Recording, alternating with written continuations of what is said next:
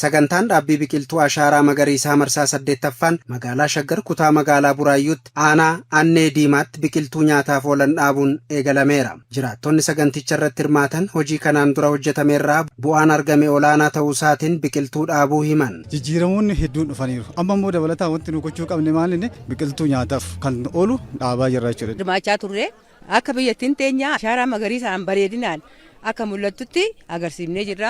Biqiltuu dhaabaniifis kunuunsa barbaachisu ni goonaas jedhan. Kunuunsinee akka inni faayidaadhaaf gahu taasisuudha jechuudha. Waan hanqee kootti dhaabullee haa ta'u, waan naannoo kootti illee dhaabu haa ta'u, biqiltuun dhaabe sana akka ilmoo kootti ilaalan jedha. Akka magaalaa Shaggaritti biqiltuun miiliyoona 19 ol kan dhaabamu ta'uun kantiibaan magaalaa Shaggar Dr. Tashoomaa Addunyaa dubbatan. Shaggar yeroo gabaabaa keessatti addunyaa irratti kan murtaa'e magaalli tokko magaalaa ta'uuf ashaaraa magariisummaansaa persentii 30 ta'uu qaba kan jedhu yeroo gabaabaa keessatti milkeessuu dandeenya.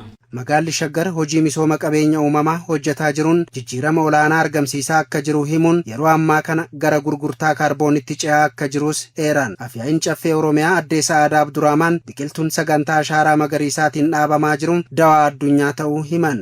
Biqiltuun har'a dhaabnu jijjiirama dhiibbaa qilleensaa dhufu dandamachuuf madaalli qilleensa naannoo keenyaa eeggachuudhaaf haala mijataa hojii qonnaatiif uumuuf sirna ikooturizimii deebisuuf madda carraa hojii babal'isuu fi madda dinagdee damdaleessaa taasisuun egeree biyyaa fi dhalootaa bu'uura gaarii irratti ijaaruudhaaf haala mijataa uumuu keessatti gahee guddaa qaba.